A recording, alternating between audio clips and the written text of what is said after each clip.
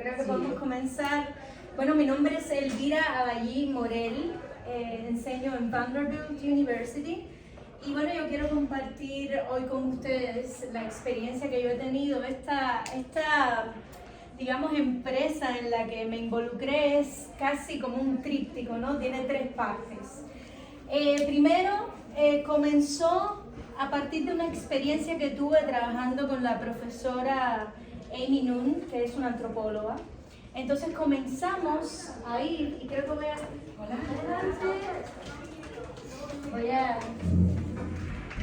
acá y tenemos un poco más de ambiente.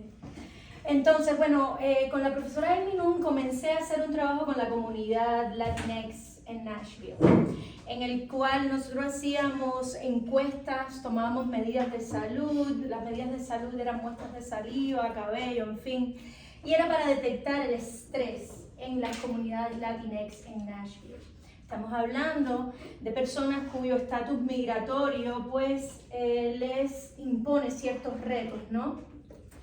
Entonces me di cuenta con una de las señoras con la que trabajé que hacía bordado tenango, que es un bordado típico de la región de Tenango, por eso se llama así. Entonces me di cuenta que había muchas personas que tenían inclinaciones artísticas y que no podían darle cauce a todas estas aspiraciones artísticas porque no tenían espacios, porque no tenían las condiciones, digamos, los insumos y demás, ¿no? Para esto. Entonces comencé un taller, que el taller es Contacta Latinoamérica, en donde nos reunimos diferentes personas de la comunidad Latinx. Usamos el espacio de la universidad para esto y estaba dividido en 3 sesiones y sigue la Santísima Trinidad en toda mi presentación, ¿no? Entonces era escritura creativa, lectura y análisis de textos canónicos, que todo esto entraba dentro de la sesión de literatura y escritura creativa, y teníamos también arte textil. Para esto creé alianzas con profesores de Tennessee State University y con una artista local colombiana que es artista textil. Entonces así surge el proyecto y después me di cuenta, en la medida en que fue creciendo el proyecto, que necesitaba también incorporar a mis estudiantes, ¿no? Justo estaba enseñando una clase de 3303 de introducción al mundo hispanoamericano, y entonces dije, qué perfecto, ¿no? Traer a mis estudiantes a la clase. Ahora, esto por supuesto impone retos, obviamente. La suerte es que como tenía todo un semestre, pude trabajar con ellos. Al final de estos talleres publicamos un libro que contiene todos los textos que se crearon a lo largo de los talleres. Allí hay monólogos, poesía, cuentos, ¿no? Entonces, ¿dónde entran los estudiantes? Nos ayudaron con la traducción de los textos para tener una antología bilingüe y de esta manera poder hacer ese puente, ¿no? Entre ambas comunidades, la comunidad norteamericana y la comunidad latinx, con esta edición bilingüe. Entonces yo quisiera comenzar primero desentrañando las palabras que estoy usando, ¿verdad? Que ustedes saben, humanidades digitales, ¿no? La implementación de todo este mundo digital a la práctica de las humanidades, al estudio de las humanidades. Pero me gustaría comenzar con ustedes. Vamos a tratar de definir con nuestras propias palabras qué cosa es justicia social. ¿Qué palabras vienen a su cabeza cuando piensan en justicia social? Equidad. Equidad. Solidaridad. Solidaridad. ¿Bien? ¿Más? Empatía, ¿Más? empatía. Empatía, equidad, solidaridad, empatía. Derechos. Derechos, excelente. Más, más. ¿Cómo? Inclusividad. Inclusividad, absolutamente. Diversidad. Diversidad. Y justicia. Justicia. Justicia, por supuesto. Tolerancia. Por Tolerancia. Tolerancia. Tolerancia con los matices que nos aporta, y coproducción del saber es precisamente esto que hemos hecho, ¿no? Un poco este intercambio entre dos partes, ¿no? Para generar un saber. Bienvenido Jacob, bienvenida Nina. Esta es mi audiencia especial. Entonces,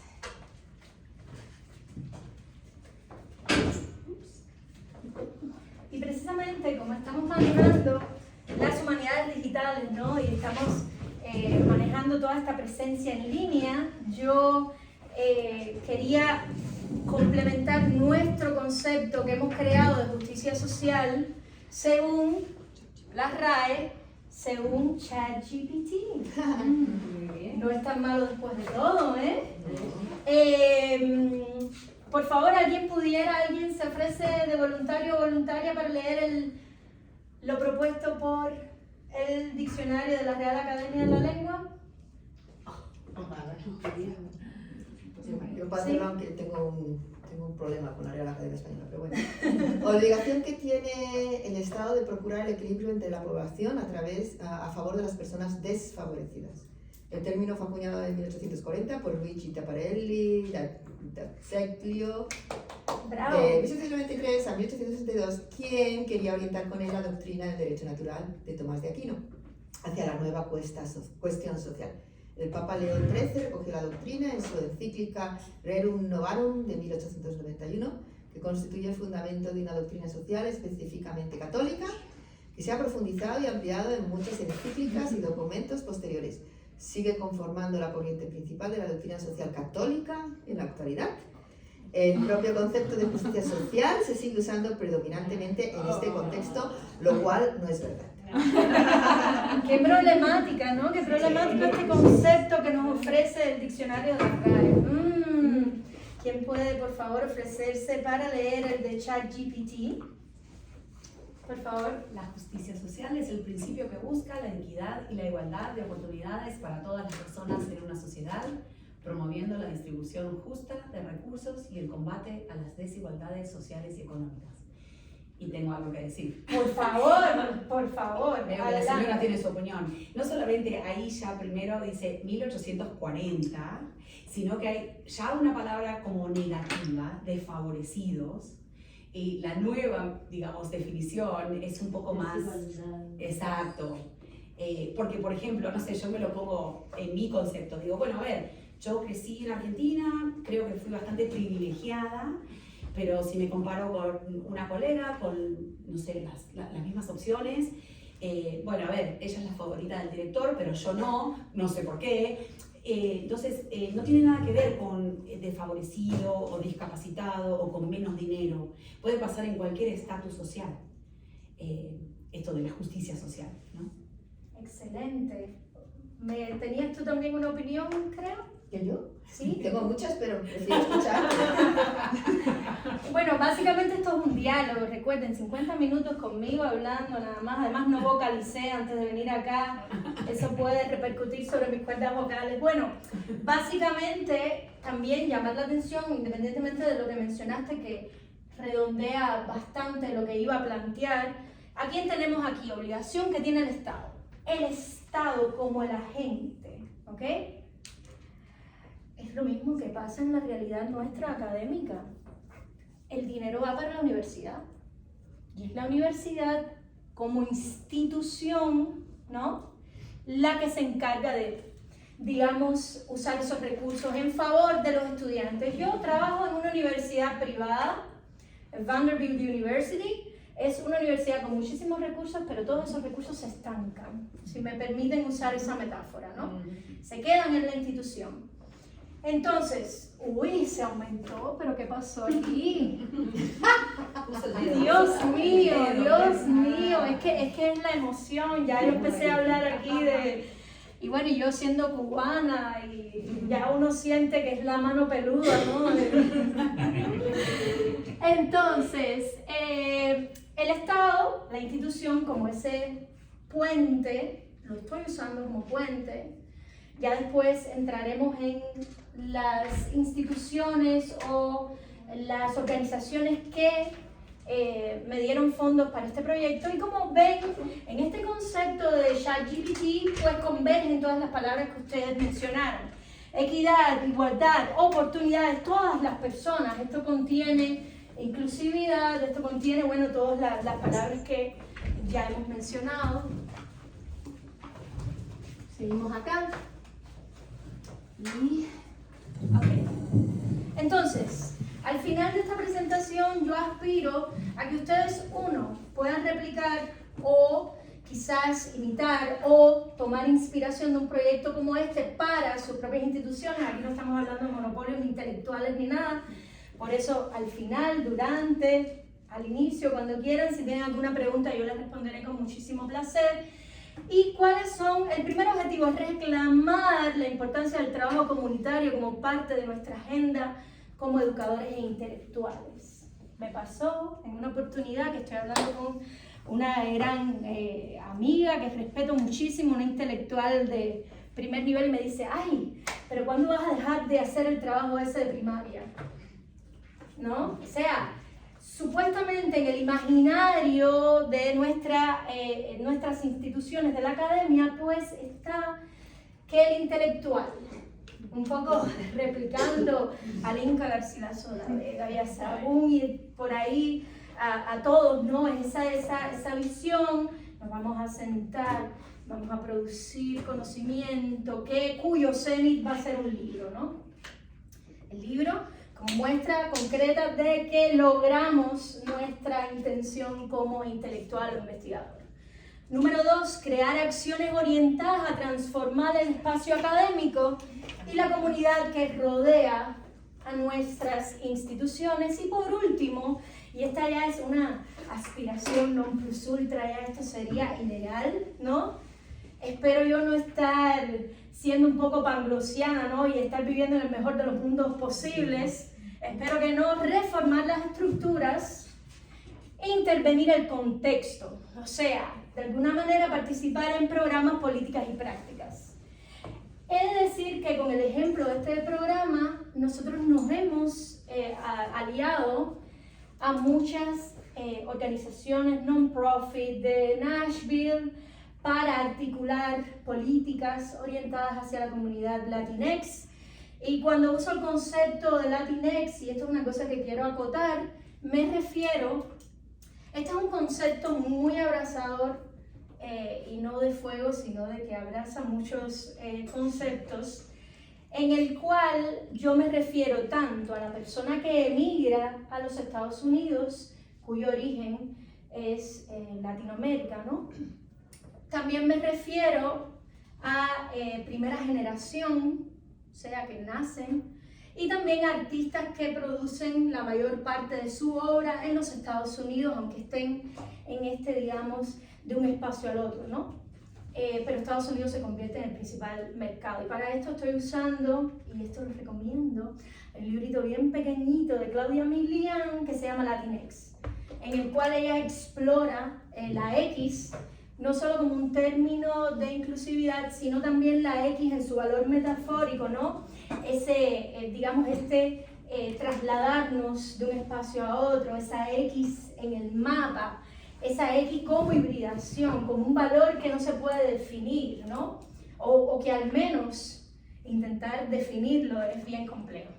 Entonces yo tomo esta gráfica de Carla Loewick, en la cual ella plantea Service Learning, Social Justice y Critical Pedagogy. ¿Por qué traigo esto a colación acá?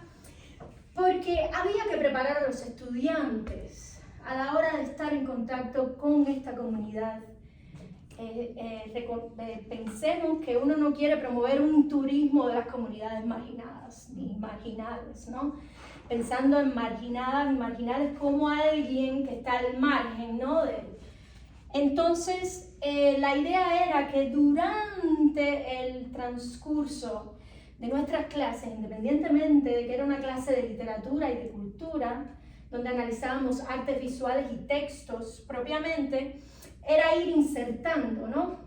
Un pensamiento crítico, un pensamiento de cómo establecer este contacto, entender la cultura y de alguna manera traer también invitados e invitadas, ¿no? Guest speakers, para que le hablaran de su experiencia de migrante y demás, a la hora que ellos llegaran entonces al taller para ayudar con las traducciones, pues fuera un buen ejercicio donde primara el respeto, ¿no? Y la comprensión de ambas partes. Por la otra parte, les puse aquí una definición de Service Learning como un método de pedagogía, ¿no? Que, digamos, va a aunar dos conceptos, la acción orientada hacia la comunidad y el conocimiento académico. O sea, no subestimemos. Cuando nosotros analizábamos textos en estos talleres, era casi una clase como la que yo, era la misma clase de hecho, era la misma clase que yo le imparto a mis estudiantes, ¿no? Entonces pasamos a la próxima. Entonces hay 4 conceptos, ¿no? Y que de alguna manera se desgaja uno del otro, que es esta, digamos, interseccionalidad, ¿no? O sea, cómo nos acercamos a la vida académica con una visión tripartita, o sea, donde la enseñanza, la investigación y el servicio vengan conjuntamente o al menos se relacionen. Y tenemos, bueno, ya esto de alguna manera lo que estoy es desgajando lo que había mencionado anteriormente para que ustedes sepan cuáles son los conceptos que estoy usando. En este caso estoy usando, aquí les pongo la referencia por si quieren más adelante consultarlo, es de Kevin Michael Foster, Taking a Stand, Community Engaged Scholarship on the Tenure Track. Porque igual a mí me interesaba, ¿no? Saber precisamente cómo implementar en estas líneas de Tenure Track, cómo implementar el servicio a mi comunidad. Aquí tenemos la intervención estructural, que es la que alude a programas, políticas y prácticas, ¿verdad? Y por último, volvemos a ese ideal, ¿no? La transformación estructural, que no es más que el producto de, digamos, esa acumulación de estrategias e intervenciones, ¿no? Que van precisamente a transformar el paisaje en el cual nosotros nos desarrollamos como scholars. Es un poco... Ok, la necesidad de crear un programa orientado a la comunidad Latinx. Independientemente de mi experiencia con la doctora Amy Nunn, que yo les mencionaba, que es del Departamento de Antropología, y me había pedido ayuda precisamente porque al yo trabajar en el Departamento de Español y Portugués, pues era el puente perfecto a través de la lengua, ¿no? Pero miren qué interesante. Latinos accounted for half of the growth in the US between 2000 and 2012. O sea, estamos hablando de la mitad del crecimiento entre 2000 y 2012. Y la comunidad Latinx de Nashville representa actualmente, según el Census Bureau, 10,5% de la población. Eso es una representatividad altísima. Y si tenemos en cuenta que Vanderbilt es una institución también diversa, pues contamos con estudiantes que vienen también, tienen, digamos, ascendencia hispánica o se identifican como Latinx. Perdona, tú una pregunta. Sí. Dijiste que podíamos intervenir, ¿no? Sí, por supuesto. Estoy un poco confundida porque está Hispanic and Latino, entonces, ¿cuál es de las dos? Sí, como estoy citando, Mm. estoy respetando la original, pero el término de alguna manera se vuelve equivalente en este contexto. Latinos, Latinx vendrían a funcionar como... Lo que pasa es que igual latinos, al tener el morfema de género, ¿no? Un poco que prefiero usar Latinx, que me parece que es porque estaba puesto en masculino genérico. ¿No? Sí. Muchas gracias por tu pregunta. Entonces, por supuesto, muy lindo el plan, ¿no? Ay, voy a crear un proyecto, qué fantástico. Pero imagínense arte textil. Hay que comprar lana, hay que comprar agujetas, hay que comprar canvas, hay que comprar un montón de cosas. Entonces, estas son las becas que yo solicité para el primero y el segundo programa. Tenemos aquí de la Mellon Foundation, tengo también del Kerr Center que está en Vanderbilt. Otras cuestiones que ya veremos cuando empiece a hablar de la implementación de las humanidades digitales, pues recibí también una Mellon y el Haystack. Y, por supuesto, uno tiene que también echar mano a otras conexiones que ya no son tan formales. Escribo un grant, me dan el dinero, no. Entonces aquí tengo una serie de instituciones en Nashville con las cuales creé alianzas. Entonces llamo la atención para todas y todos los que están aquí. Las alianzas son muy importantes. son muy importantes. Por ejemplo, en Casa Safran, que es una non-profit de allá de Nashville, nosotros hicimos nuestra exposición final.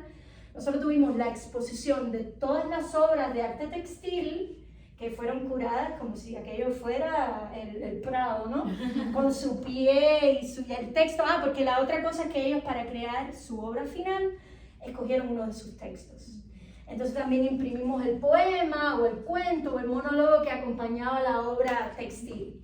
Entonces en Casa Safran hicimos el lanzamiento del libro y la exhibición.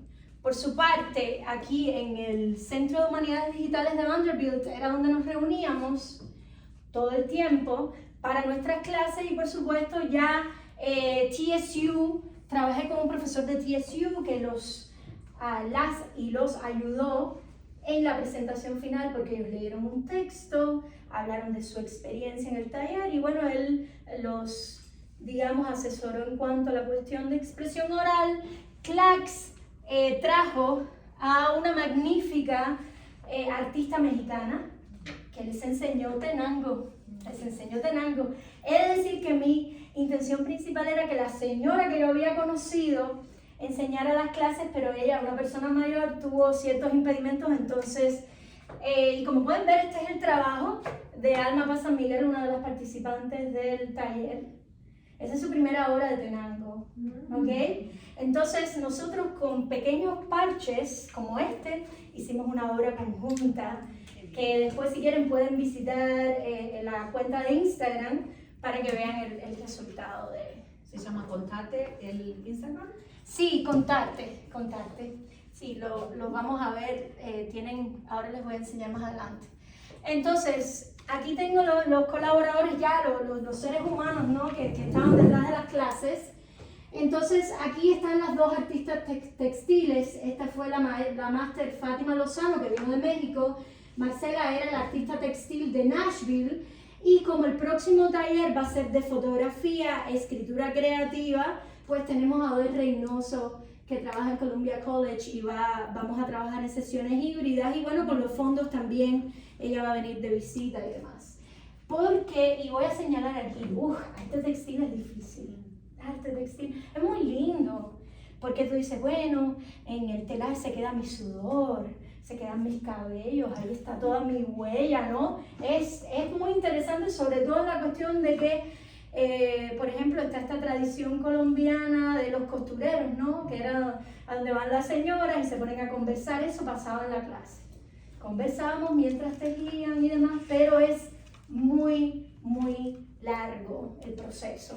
La fotografía es un resultado más práctico y es otra forma también de implementar las humanidades digitales, ¿no? Entonces,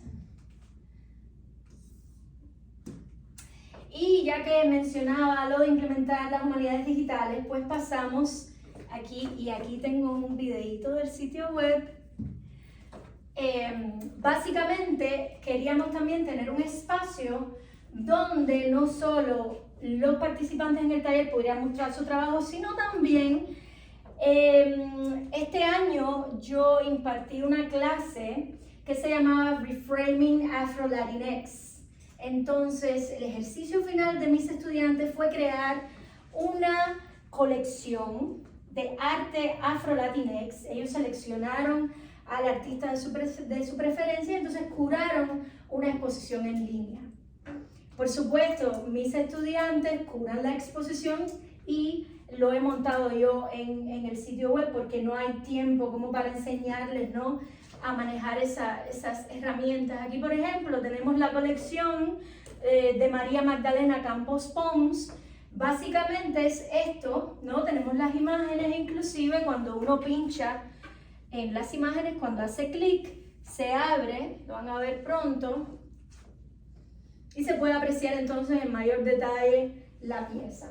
Esto funciona en primera instancia como algo informativo. Ellos seleccionaron 12 obras que además me entregaron un ensayo en el cual conectaban cada una de las piezas, justificaban su selección, ponían en diálogo los símbolos, ¿no?, a lo largo de todas las piezas.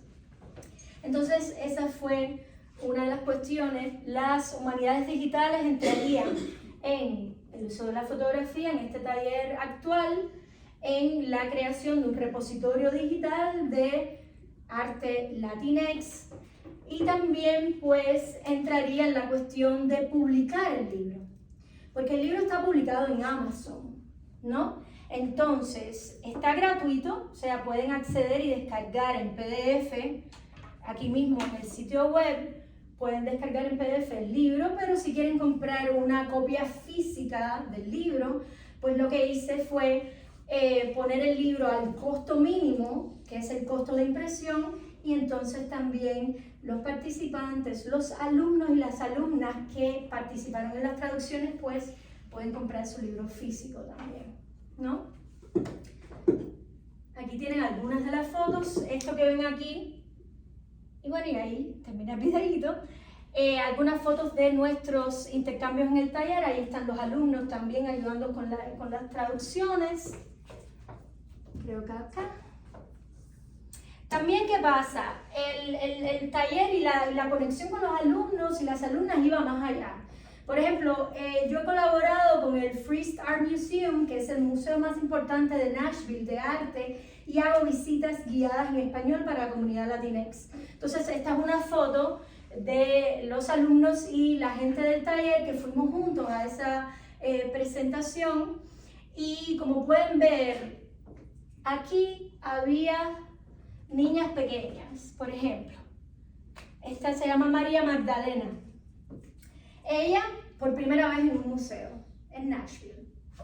Es tan simple como decirle a esas personas, mira, esto es muy sencillo, vamos al museo, este es el proceso, y rompes esa barrera que tiene la comunidad del miedo, de que como es un espacio de alta cultura, ¿no? El acceso es más difícil, ya desmitifica esto.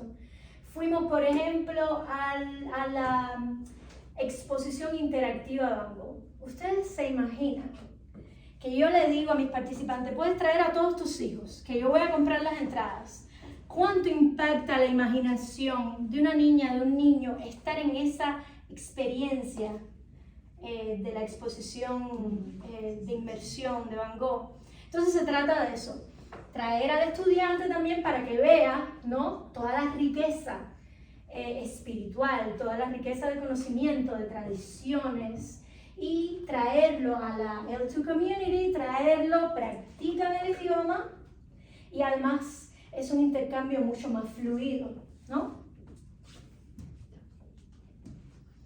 Aquí tienen, esta es la portada del libro, lo pueden encontrar en Amazon con este nombre. Este fue un nombre que se seleccionó en el taller para ponerle a la primera antología. Aquí tienen el Instagram y este es el sitio web. Aquí, por ejemplo, también fuimos todos a una celebración en Chipwood, que es un jardín del Día de los Muertos. Entonces todos compartimos, todas y todos compartimos esa tradición. Y bueno, hablando del impacto, ¿no?, en la comunidad académica. Aquí están mis estudiantes. Last day of my favorite class.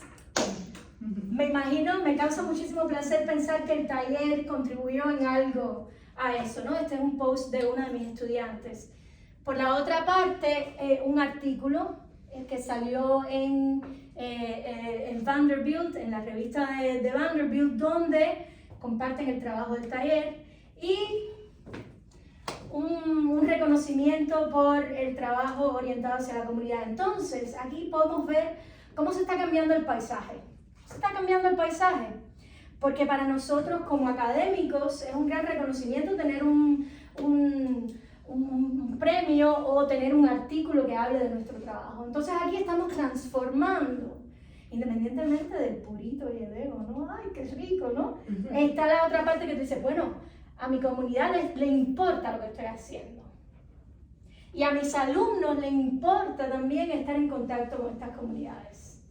Entonces, nada, aquí finaliza mi presentación. Con mucho gusto, pues abro a la conversación y pueden hacerme cualquier pregunta que estimen.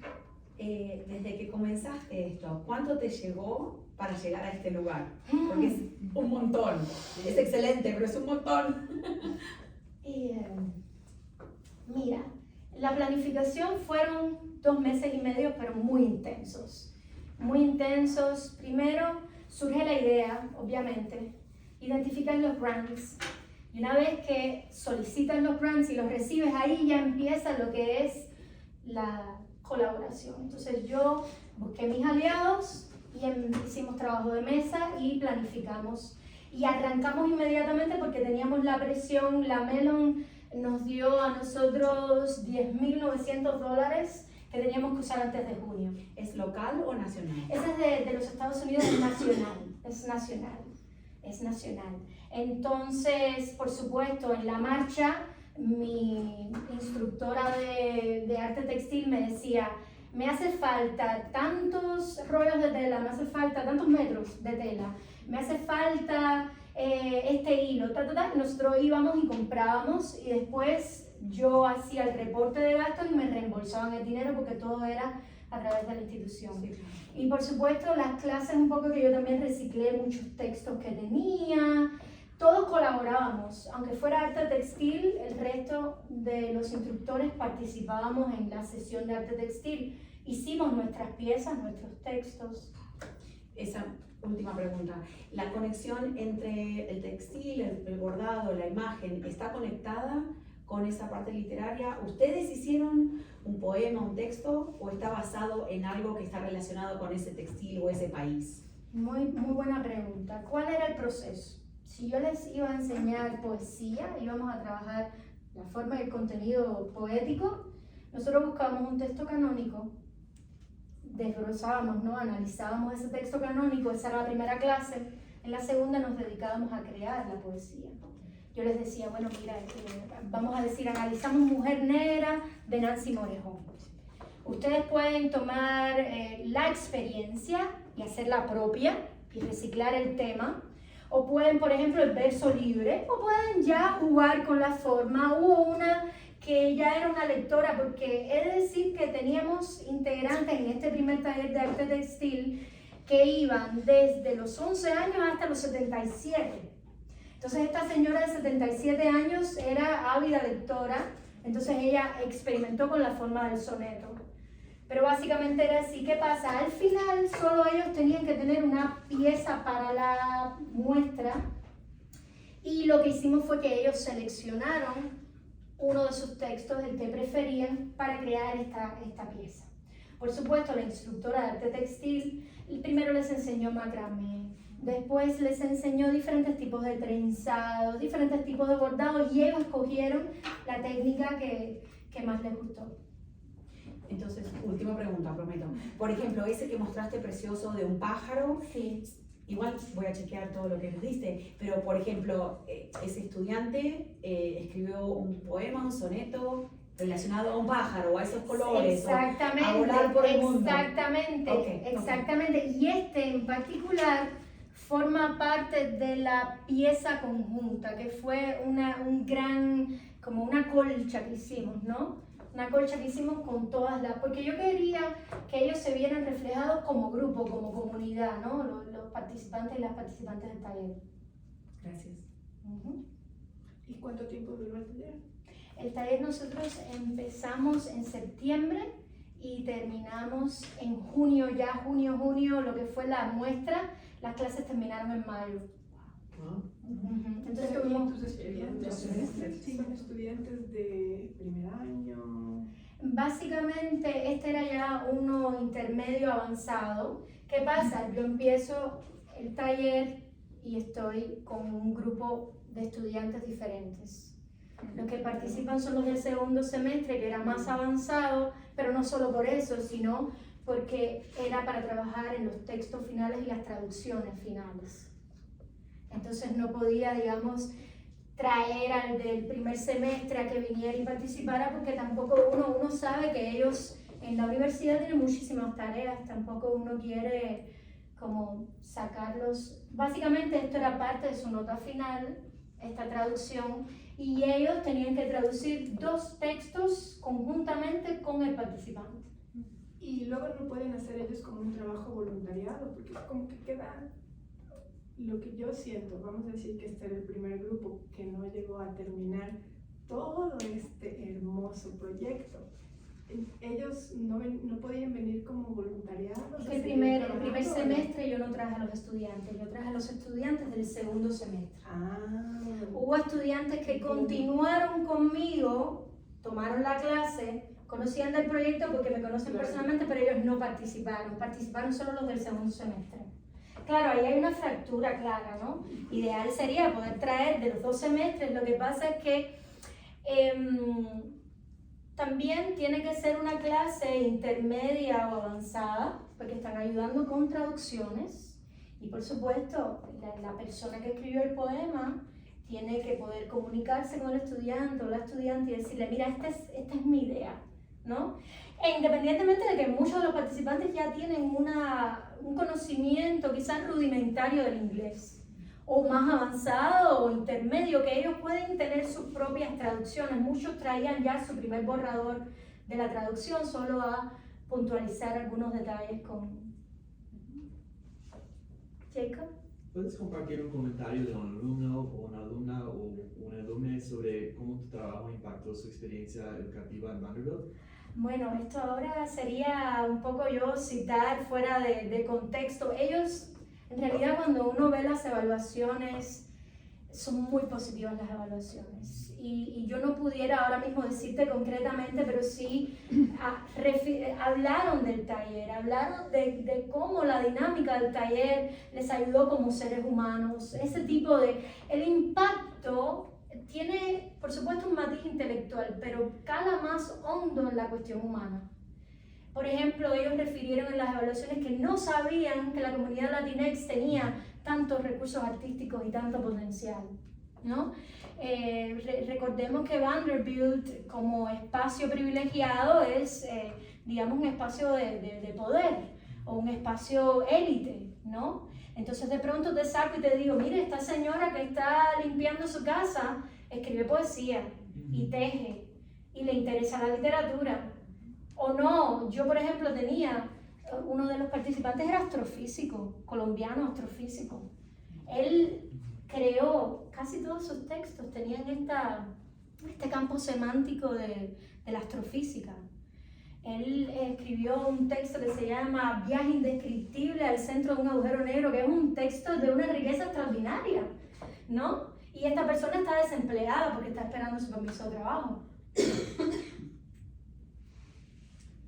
Sí. Perdona, muchas gracias. Quería clarificar, entonces, no sé si entiendo bien, el elemento de cómo interactúan los estudiantes con la comunidad. Es decir, están participando, pero tienen algún tipo de conversación adicional, porque dijiste además que son 2 grupos diferentes, entonces el segundo grupo es el que participa realmente. El segundo grupo es el que participa. A mí me tomó 2 semestres el taller, pero mis estudiantes solo participan en la segunda parte del taller, solo el segundo semestre. Pero esto es un componente también, o sea, sí, es un poquito siguiendo las preguntas que estaban haciendo, es un componente como separado, si entendí bien, dentro de la clase. Es decir, los estudiantes tienen un contenido, un currículum inicial y luego pasan a hacer el taller al final. No te entendí si es a lo largo del semestre o es al final que participan en...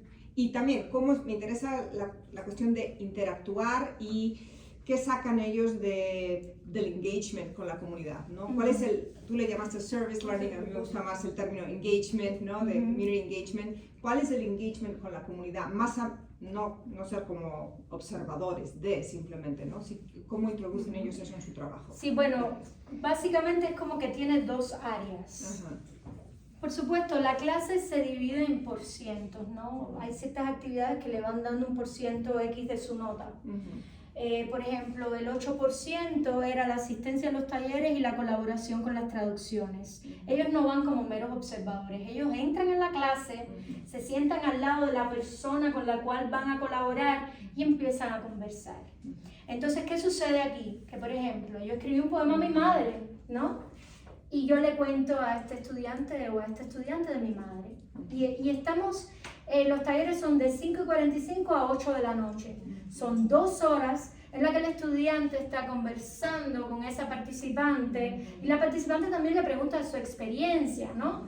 De dónde vienes, quién eres, y empiezan esa conversación, pero la traducción además ayuda a explorar la cuestión cultural, porque una palabra en mi idioma puede ser, por ejemplo, que yo estoy usando jerga, o estoy usando una variante, una palabra en mi variante dialectal, vamos a decir, o de mi espacio, y yo trato de apalabrar eso para lograr la mejor traducción. Entonces ahí el estudiante está teniendo ese intercambio. Entonces esta es una de las tareas. Ellos vinieron a 4 sesiones de aproximadamente 2 horas cada una para ayudar con los textos y las traducciones.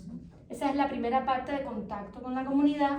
Y la segunda es que ellos crean que esto fue también 8%, son sus trabajos finales. Yo no les hice exámenes en esta clase, donde ellos crean la muestra en línea y, muy importante, allí también contactan al artista, porque para yo poder mostrar las obras de ese artista necesito el permiso. Entonces el estudiante contactaba al artista en español, por supuesto. Yo les di como un correo que era un borrador sobre el cual ellos se montaban y creaban. Pero entonces también hubo estudiantes que estuvieron en contacto por Instagram con la artista. O sea, pregunta, respuesta, ¿no? En español, casi todas. Por la otra parte, esta ya lo había quizás cerrado un poco el embudo, porque aquí ya eran artistas afro-latinex. Reconocer que la experiencia afro-latinex difiere de la experiencia chicanex, difiere de la, ¿no? Y entonces también en ese sentido hay una...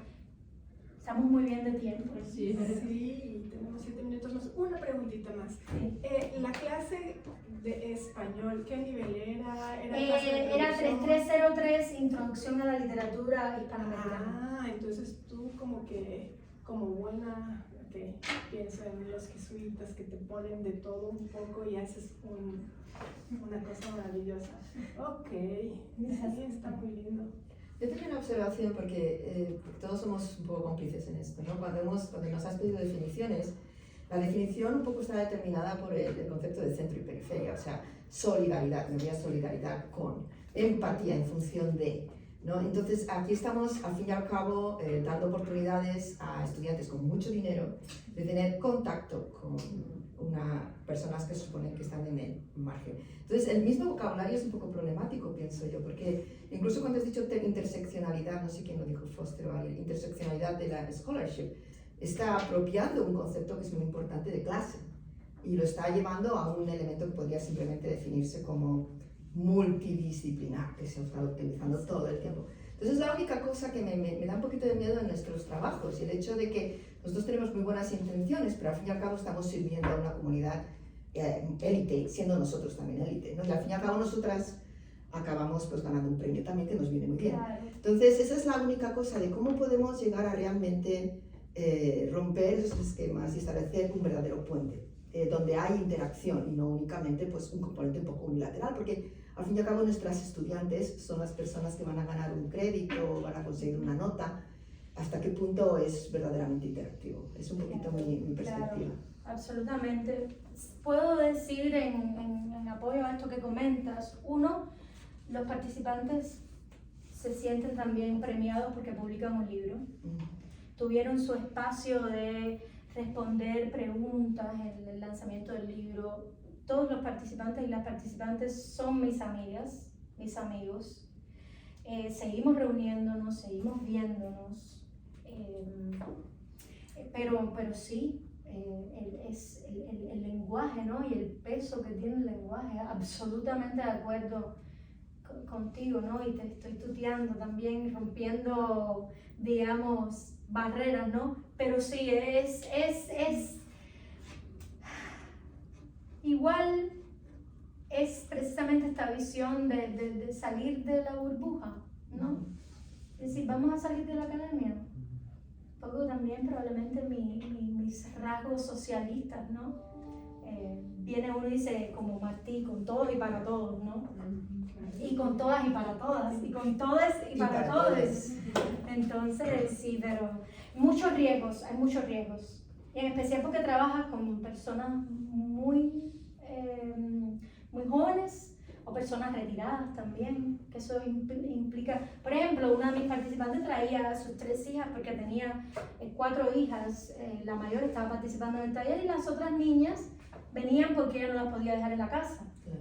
Uno de los impactos también súper importante, una de las participantes va a empezar ahora su carrera en escritura creativa en Tennessee State University. Una aprendió a conducir para poder ir a los talleres porque la traía el esposo y después eso trajo conflictos y son pequeñas cosas. Agregando lo que ella decía, me quedó la palabra periferia, ¿no? En menor escala, y a mí me pasa lo mismo por ahí con mis estudiantes, y vamos a un soup kitchen, ¿no? En diferentes actividades. Si podés hacer la diferencia en la vida de una persona de esa periferia o marginalidad, o lo motivás para hacer algo, siempre vas a sacar algo positivo. Y es como una cadena, yo creo, ¿no? Mismo como tú dices, la niña chiquita que acompañó porque la mamá no podía pagar a la babysitter, la exposición de Van Gogh estaba a $69, yo no fui en Nueva York porque tenía que pagar otras cosas para mis hijos. Esa niña quizás en 2-3 años está en high school y artes visuales, se gana un scholarship, o sea, creo que abre los ojos, por lo menos, ¿no? Y después, bueno, tenés el que lo agarra, el que no lo agarra, el que no le interesa, el que no tiene los recursos. Yo creo que siempre hay algo positivo. Eso de la equidad y justicia social siempre va a estar despareja, siempre va a estar. Una pregunta rápida. Has dicho que el siguiente taller que vas a hacer es fotografía. ¿Planteas involucrar a los estudiantes de una manera diferente a cómo lo has hecho en este? Es que va a seguir escritura creativa y literatura. Vale. Eso sigue porque de alguna manera es mi gran pasión. Sí, pero me refiero de cara a, por ejemplo, a participación solo segundo semestre, o tienes planteado cambios respecto a la forma como lo has hecho. Puede ser más corto, eso es una cosa que hemos hablado entre los organizadores y las organizadoras, hemos hablado de eso, de que puede ser más corto al tener un semestre de duración, pues ese estudiante de ese semestre o la estudiante son los que... Pero es muy buena observación porque la fotografía va a facilitar mucho las cosas. Nosotros dedicamos mucho al arte textil. Estuvimos en la reunión anterior y te vi, hiciste preguntas y me parece que de ahí salió una idea muy interesante que sería como esa base de datos.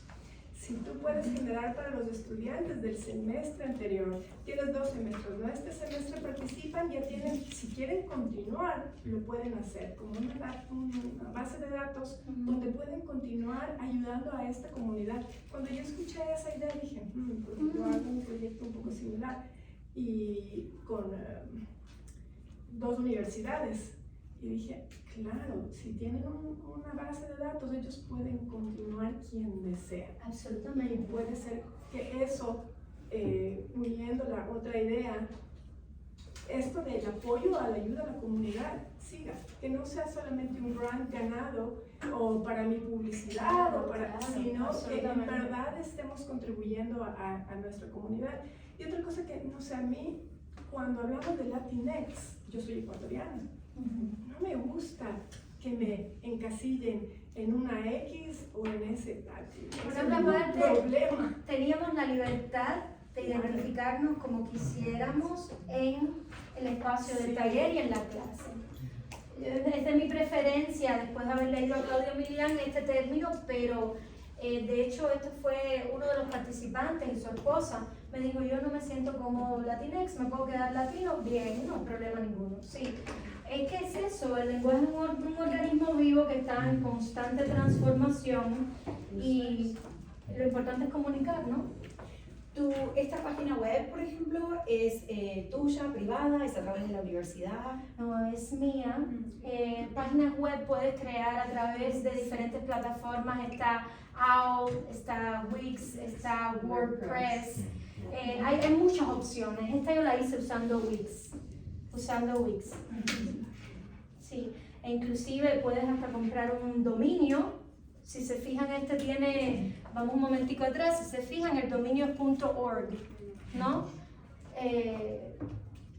Y sí, hay muchas. Y por favor, en la primera... Vamos página, puse mi correo electrónico, como les decía, yo con muchísimo gusto me gustaría ver acciones similares o replicado este proyecto. Tienen mi correo, no duden en contactarme desde lo más simple a lo complejo o si se quieren tomar un café, lo que ustedes quieran. O en Nashville. O Nashville. Rápidamente, la beca Mellon dura ¿cuántos años? En este caso a mí me la dieron en diciembre, tenía que usar los fondos antes de junio. Entonces, para Antes de que acabe el año académico siempre para la cierra. fotografía, Otras becas. otras. Otras becas, sí. Busque. Y que obvio, quien aplica las becas no recibe salario de las becas. Eso es para que lo tengas también Claro, que lo claro. sepan. Sí. Bueno, muchísimas gracias. Gracias.